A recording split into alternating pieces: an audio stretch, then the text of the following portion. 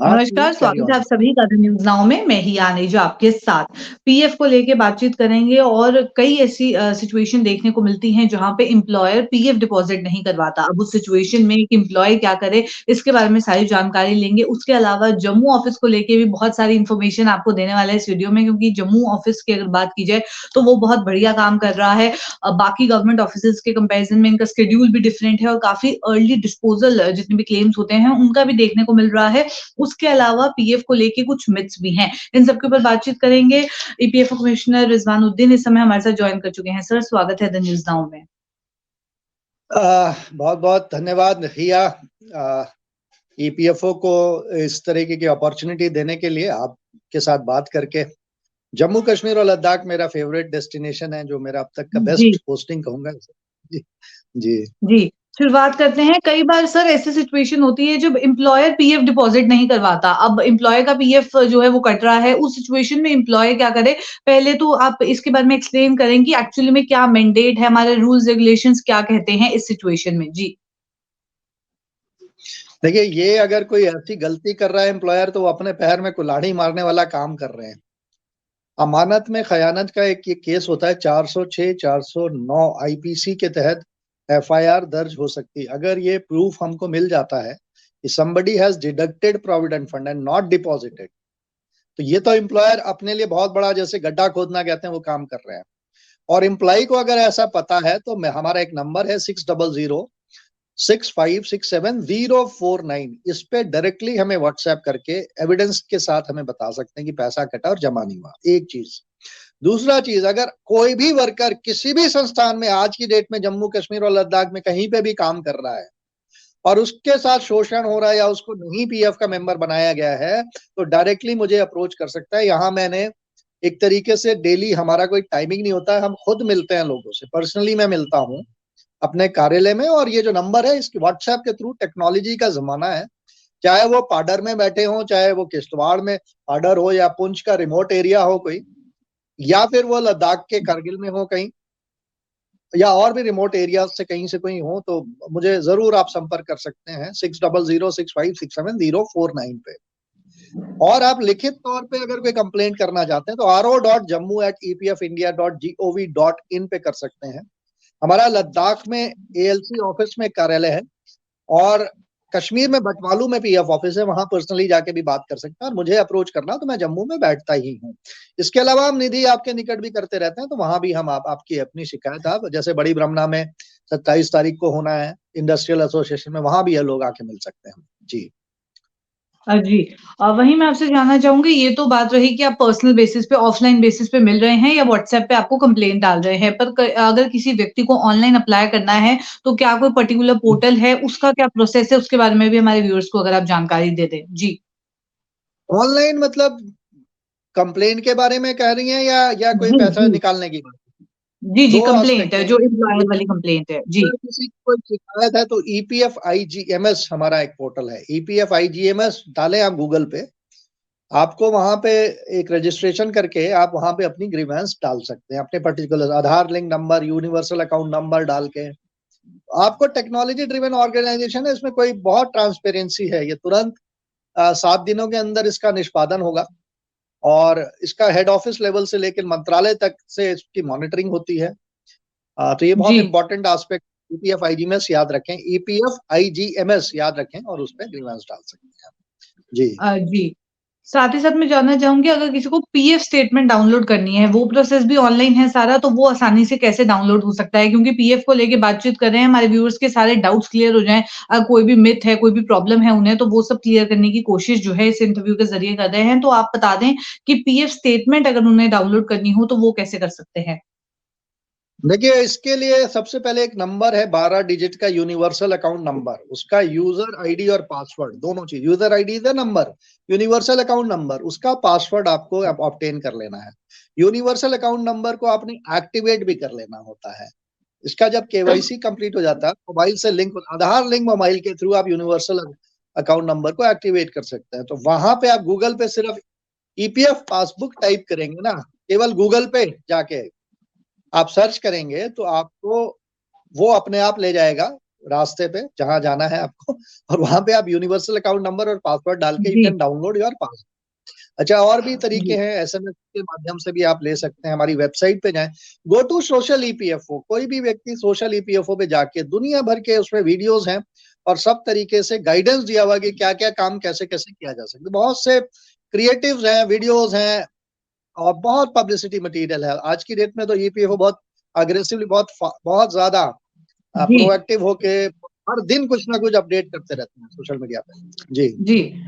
एक और चीज मैं आपसे यहाँ जानना चाहूंगी, क्लैरिटी लेना चाहूंगी कि जैसे हमने शुरुआत में बात की कि एक एम्प्लॉयर ने अगर पीएफ डिपॉजिट ही नहीं किया है, एक तो ये सिचुएशन हो गई। दूसरी सिचुएशन, अगर एम्प्लॉयर की तरफ से कोई डिले देखने को मिलता है कि वो रेगुलर पीएफ डिपॉजिट कर रहे थे पर इस बार कोई डिले देखने को मिला है, तो क्या उसमें एम्प्लॉयर को कोई खतरा हो सकता है? क्या उनके अगेंस्ट कोई एक्शन हो सकता है? उसके बारे में अगर आप जानकारी दें। जी यहाँ पे तो हमारा निरंतर फॉलोअप चलता है कि जब भी लेट है किसी का, हमारी तरफ से फोन आ जाएगा आपको। एक चीज, दूसरी बात, लेट होने में खतरा ये है कि उनको नुकसान है monetary loss. Monetary loss in the sense की डैमेजेस 15 तारीख अगर पिछले महीने की जो चला गया उसकी 15 महीने, अब जैसे जो सैलरी आपने से जनवरी की बांटी तो 15 फरवरी उसकी लास्ट डेट है पीएफ भरने की। उसके बियॉन्ड अगर आप करते हैं, बाद में जाते हैं, तो आपको डिफरेंट रेट से डैमेजेस और इंटरेस्ट दोनों देना पड़ेगा। तो ये एक ह्यूज लाइबिलिटी, और बहुत से लोगों को अभी फॉलोअप नोटिस जा भी रहे होंगे, बहुत से लोगों को मेल्स जा रहे हैं, तो वो करने से बचें। उसमें आपका अपना मॉनेटरी लॉस है। लेट ना करें पीएफ को, पीएफ समय पे भरें ताकि आपको पेनल्टी और इंटरेस्ट ना लगे। जी जी, वहीं कुछ मिथ्स भी हैं, वो मैं चाहूँगी आप मिथ्स भी क्लियर कर दें। पहला जो है वो ईपीएफ रिटर्न्स जो हैं, वो इन्फ्लेशन एडजस्टेड हैं। ये बात कितनी सच है और कितनी नहीं? देखिए, मान लिया कि इन्फ्लेशन आज 6% है ना। अभी हमारा रेट ऑफ इंटरेस्ट हर साल वेरी करता है। रिसेंटली जो अभी डिक्लेयर हुआ है वो है 8.25%।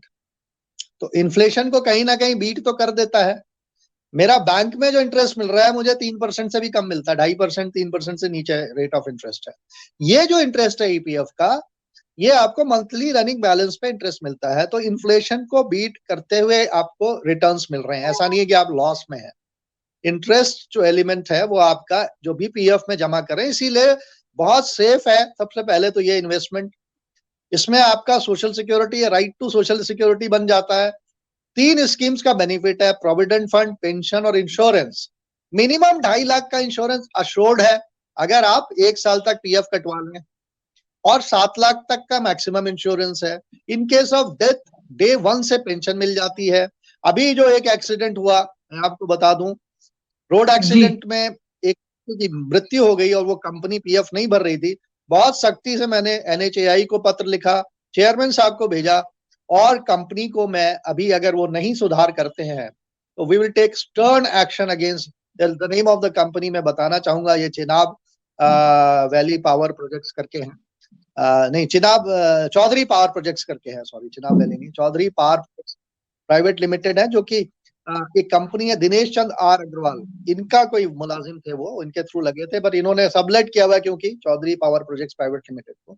तो ये मैटर मैं पर्सनली टेकअप कर रहा हूँ, और जब तक कि हर वर्कर को, कोशिश हमारी ये रहेगी कोई भी वर्कर ना छूटे। अदरवाइज मैं ब्लैक लिस्ट करने के लिए भी पत्र लिखूंगा कंपनीज को कि ये जो कंपनियां हैं ये सुधर जाएं। यहाँ पे जम्मू कश्मीर और लद्दाख में चाहे कितना भी कोई पावरफुल क्यों ना हो, किसी भी वर्कर का हक मारेंगे अगर, तो वो अच्छा नहीं होगा। मैं फिर उसमें पर्सनल लेवल पे खुद इंटरेस्ट लेके टेकअप करूंगा मैटर्स को। जी, तो ये मैं जी, वर्कर्स को चेताना चाहता हूँ, और एम्प्लॉयर को मैं फिर आगाह करूंगा, बड़ी ब्रह्मना हो, चाहे चाहे कठुआ हो, चाहे सामा, वहां के जो एम्प्लॉयर्स हैं वो कृपया अपना अभी भी अनुपालन देख लें कि सब व्यक्तियों को, हर हर एलिजिबल एम्प्लॉय को पीएफ दिया जा रहा हो। क्योंकि अगर हम जांच करेंगे तो फिर हम बड़ी कार्रवाई भी करेंगे। जी जी।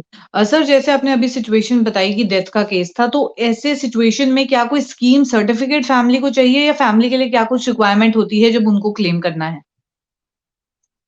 देखिए, इसमें मेंबर होना बहुत जरूरी है। पहले तो लाजमी होता है कि मेंबर हो, बट इस पर्टिकुलर केस में क्योंकि वो मुलाजिम एम्प्लॉयड थे, तो हम उनको, हमारे एसओपी है स्पेशली इस डेथ केसेस में, जबकि ये एम्प्लॉयर की बहुत गलती है, लेकिन हम इसको फिर भी उनको, हम कोशिश करेंगे, प्रयास करेंगे कि परिवार को पेंशन दी जाए। जैसे ही इसका यूनिवर्सल अकाउंट नंबर अलॉट होगा, will provide all the benefits under social security schemes. तो ये हम करेंगे, जी ठीक है जी। जी, वहीं तो अगला उसमें मिथ जो एक और जी जी जी जी हाँ जी प्लीज। एक और अगला मिथ जो मिथ, हाँ एक और चीज देखने को मिलती है कि ईपीएफ रिटर्न्स टैक्स एग्जेम्प्टेड है या नहीं है, उसके बारे में भी जानकारी अगर आप दें। देखिए, अगर एम्प्लॉय का नियोक्ता का कंट्रीब्यूशन 2.5 लाख से ज्यादा हो जाता है किसी एक साल में, तो जो 2.5 लाख से ऊपर का अमाउंट है वो टैक्सेबल प्रोविजन आया है कुछ। अदरवाइज इससे नीचे कंट्रीब्यूशन है तो उस पर कोई टैक्स नहीं लगता है रिटर्न्स पे, ठीक है। और दूसरा एक और चीज है कि अगर 5 साल से पहले आप विड्रॉ कर रहे हैं पीएफ को, प्रोविडेंट फंड को 5 साल की सर्विस से कम सर्विस पे विड्रॉ कर रहे हैं, और आपका जो इनकम है वो 2.5 लाख से ज्यादा हो जाता है, तो फिर आपका 50,000 से ऊपर का अगर कोई अमाउंट है तो उस पर टैक्स लगने लगता है। ये टैक्सेशन के कुछ जी प्रोविजंस हैं जी। जी, ये तो बात बेटर है रही कि जनरली पीएफ को लेके। जी मैं ये चाहूंगा कि हर कर्मचारी अपना पीएफ ट्रांसफर कराए। अगर उसकी लेंथ ऑफ सर्विस 5 साल से कम है तो बेटर है कि ट्रांसफर कराए, तो पेंशनरी सर्विस ट्रांसफर हो जाती है। 10 साल की कंट्रीब्यूटरी सर्विस पे पेंशन का प्रावधान है, तो इस हिसाब से बहुत ही लाभकारी है ये, और इंटरेस्ट भी आपको इसमें टैक्स भी नहीं लगेगा इस पैसे पे, तो जी। जी, ये तो बात रही जनरल पीएफ को लेके। अब जम्मू कश्मीर ऑफिस के बारे में भी बात कर लेते हैं, जम्मू ऑफिस के, क्योंकि हमने खुद देखा है कि संडेज़ को भी ऑफिस ओपन होता है और कई बार कई क्लेम्स के लिए जब लोग आते हैं तो आप पर्सनली उन्हें विज़िट करते हैं। तो मैं चाहूँगी आप उसके बारे में जानकारी दें कि कैसे आप ये फंक्शनल रखवा रहे हैं बाकी गवर्नमेंट ऑफिसेज़ के कंपैरिज़न में, किस तरीके से इसे जो है बेटर फंक्शनल बनाया जा रहा है, और जहाँ लोगों की कंप्लेंट रहती है गवर्नमेंट ऑफिसेज़ की कि एक बार जाओ तो आपको 100 चक्कर लगाने पड़ते हैं, पर इस केस में ऐसा नहीं हो रहा है। तो कैसे आप ये सब मैनेज करते हैं? जम्मू ऑफिस के बारे में जानकारी अगर आप दें? जी। देखिए, एक तो सबसे पहले डायरेक्ट एक्सेस मैंने दिया हुआ है अपने रूम में, एनीबडी कैन अप्रोच, और पर्सनली जाके बुलवाते हैं, और 2-3 लैपटॉप्स मेरे रूम में रखे हुए हैं, लोग बैठे हैं, और उनकी ट्रेनिंग और उनकी ग्रूमिंग इस तरीके से है कि they are totally incline to help people. Customer को हम अटमोस्ट प्रायोरिटी देते हैं, कोई भी विजिटर है। आज भी एक फैमिली आई थी जो कि आए थे पठानकोट क्षेत्र से, आज छुट्टी होती, मैंने कहा आज तो छुट्टी होती, आप कैसे आ गए? तो खैर उनको पता था, बट वो आए और उनको बड़े अच्छे से आराम से इत्मीनान से समझाया गया, और वो अपना काम, उनको फिजिकल क्लेम जो देना था, कंपनी क्योंकि बंद है, उनको तरीका भी बताया गया कि बाकी 11-12 कर्मचारी और ऐसे हैं उस कंपनी के जिनका कि एम्प्लॉयर नहीं अवेलेबल है अभी, तो मैंने प्रिंसिपल एम्प्लॉयर के माध्यम से या बैंक के माध्यम से वो क्लेम हम सेटल करवाएंगे। तो ये जब गाइडेंस मिली तो एक बहुत बड़ा उनका तो लाभ हुआ, 11 और लोगों का भला हो गया सैटरडे को आने, ठीक है, जी, ये एस्पेक्ट है। दूसरा, हमारा जो सबसे बड़ा टीम के कुछ ऐसे मेंबर हैं इस ऑफिस में। देखिए, अलग अलग तरीके के लोग होते हैं, कुछ ऐसे मेंबर होते हैं जो बहुत ही पॉजिटिव और बहुत ही क्या कहेंगे आपको, मैं कह नहीं सकता कि उनको, मैं खुद उनका मुरीद हूं कि जो मुझसे ज्यादा काम करते हैं और जो जिन्होंने कठिन परिस्थितियों में भी आगे बढ़ के काम किया। 6:20 में संजीव कुमार जी हमारे कार्यालय में होते हैं कई बार सुबह में। तो ये फ्लेक्सी आवर्स जो नॉर्म बना पिछले 2-2.5 साल में, हमने 2.5 साल में एक फ्लेक्सी वर्किंग जो है ईपीएफ ऑफिस में चल रही है, और एक ये नॉर्म बन चुकी है, ये बहुत बड़ी चीज है। मैं आपको बताऊं हिया जी कि कुछ लोग चॉइस पोस्टिंग पे गए, जो पहली मेरे साथ जो टीम आई थी वो 1 साल के लिए आई थी, लेकिन 2 सवा 2 साल के बाद वो वापस गए हैं अपने घर। लेकिन वहां से अभी कम से कम 5-6 लोग ऐसे हैं जो वापस आना चाहते हैं जम्मू कश्मीर इस वर्किंग में, जहां इनको फ्लेक्सी आवर्स में काम करना पड़ रहा है लोगों के लिए, और यहाँ काम करना पड़ता है, ऐसा नहीं है खाली नहीं बैठते हैं लोग, दे हैव टू जी, वर्क लिटरली। हाँ, तो उस हिसाब से बहुत आराम से काम होता है, ऐसा नहीं कि बहुत प्रेशर में काम होता है, they do it coolly. Flexi hours में आते हैं, और अपना शाम को वो लोग भी काम करते हैं। रात में जब सिस्टम हमारा स्पीड में होता है, बहुत टॉप स्पीड पे होता है, सुबह में 9:30 बजे तक सिस्टम बहुत फास्ट स्पीड पे चल रहा होता है, तो ये लोग काम करते हैं। तो ये एक फ्लेक्सी आवर्स से हमारा क्वालिटी बढ़ा, और बाकी पर्सनल मैं खुद इंटरवीन करता हूँ, जहाँ रिटर्न रिजेक्शन रेशियो से मैं पर्सनली खुद देखता हूँ। दिन में कम से कम 10, 12, 15 क्लेम ऐसे होते हैं जो लौट रहे होते हैं, उनको मैं खुद अपने लेवल पे, लोगों को फोन भी जाता होगा, कई बार उनके डॉक्यूमेंट्स भी मैं मंगवाता हूँ, जो कमी होती है या पासबुक विजिबल नहीं होती है मैं खुद मंगवाता हूँ, और उसको सॉल्व करने के लिए, सेटल करने का मैं डायरेक्शन देता हूँ। तो ये एक अच्छा काम हमारे यहाँ हो रहा है, और आप आके मीडिया से जब भी कभी आना चाहें, कभी भी आपका स्वागत है। 7 बजे आके देखें ऑफिस कैसे चलता है, या 8 बजे भी आपको लोग मिलेंगे यहाँ बैठे, मैं मिलूंगा आपको रात में 8 बजे मिनिमम। 8 o'clock मैक्सिमम मैं हर दिन रहता ही हूँ, 8 बजे तक तो मैं खुद रहता हूँ ताकि हमारी टीम मोटिवेटेड रहे। अश्विनी जी हमारा बहुत अच्छा काम कर रहे हैं, संजीव कुमार हैं, बहुत से सुभाष चंद्र जो जेके एपीएफओ से हैं वो काम कर रहे हैं, बहुत से और लोग हैं, महिलाएं हैं कुछ, आशा रानी जी एक बहुत अच्छी वर्कर है हमारी, एक विनय बाला टाक मैडम है जो खुद 8 बजे आ जाती है, फ्लेक्सी आवर्स में उन्होंने लोगों को मोटिवेट किया, खुद आ रही है, एक महिला होके वो फ्लेक्सी आवर्स में आ रही है। इस तरीके के वर्कर्स हैं और भी बहुत से साथी हमारे, मैं कुछ के नाम नहीं ले पा रहा हूँ, बहुत अच्छा काम कर रहे हैं जी। जी। जी, वहीं निधि आपके निकट भी कई बार देखने को मिल रहा है, तो उसके बारे में भी जानकारी अगर आप दें? जी। ये ईपीएफओ जम्मू का एक सौभाग्य था कि हम पूरे देश में नंबर 1 पे प्रथम स्थान पे रहे और हमें बेस्ट परफॉर्मिंग ऑफिस निधि आपके निकट के लिए मिला। तो ये कार्यक्रम में जितने भी जिले हैं, 22 जिले, सब जगह हम करवाना चाहते हैं। अभी इस महीने हम बड़ी ब्रह्मणा में कर रहे हैं, इंडस्ट्रियल एरिया में, और ये आपका कश्मीर में जो है वो सोनमर्ग में होगा, वहां पे जो डेवलपमेंट अथॉरिटी उनके कार्यालय में, और लद्दाख में हमारे पीएफ ऑफिस में होगा। तो हर जिले में जा जाके पर्सनली मैं खुद गया हूँ, और इसमें ना केवल मोटिवेट करते हैं बल्कि पिछले महीने किश्तवाड़ में हमने कई ऐसे वर्कर हैं जिनको लाभ भी मिला होगा पीएफ का। हम साइट्स पे भी जाते हैं और मैं खुद जाता हूँ, वहां वर्कर्स की बात को सुनते हैं। पहली बार ऐसा हुआ कि एक दिन में 2 बार कार्यक्रम करना पड़ा हमें किश्तवाड़ में, यूनियन की डिमांड पे। तो यूनियन ने हमसे डिमांड की और वर्कर्स की यूनियन उनके साथ बैठे, उनकी बात सुनी, और एम्प्लॉयर से लगातार फॉलो अप करके वहां भी सुधार की काफी गुंजाइश है, उस पर काम किया जा रहा है, लगातार फॉलो अप चल रहा है। तो ये बहुत बढ़िया कार्यक्रम है निधि आपके निकट। इस माह की 27 तारीख को 10:30 बजे आप ये निधि आपके निकट बड़ी ब्रह्मणा इंडस्ट्रियल एसोसिएशन में होगा। मैं खुद हो सकता मौजूद रहूं वहां पे, अगर कोई ऐसा मेरा कार्यक्रम नहीं हो, वैसे पूरा चांस है कि मैं रहूंगा। तो ये आप 27 तारीख मंगलवार को आप लोग भी आना चाहें तो आके देखें और उसमें सवाल पूछ सकते हैं, किसी को कोई प्रॉब्लम है, कोई भी वर्कर वहां आ सकता है जी। जी, बहुत-बहुत शुक्रिया हमारे साथ जॉइन करके सारी इन्फॉर्मेशन देने के लिए। तो ये थे ईपीएफओ कमिश्नर रिजवानुद्दीन हमारे साथ, जहां इन्होंने बताने की कोशिश की कुछ मिथ्स जो कि ईपीएफओ से रिलेटेड हैं, और साथ ही साथ अगर किसी के एम्प्लॉयर ने पैसे डिपॉजिट नहीं कराए हैं और आपका पीएफ काट रहे हैं, तो उस समय आपके लिए क्या कुछ प्रोविजन है, आप किस तरीके से क्लेम ले सकते हैं। तो चलिए फिलहाल की कन्वर्सेशन में इतना ही, ऐसे और कन्वर्सेशंस लेके फिर मुलाकात करूंगी। अभी के लिए दीजिए इजाजत, नमस्कार।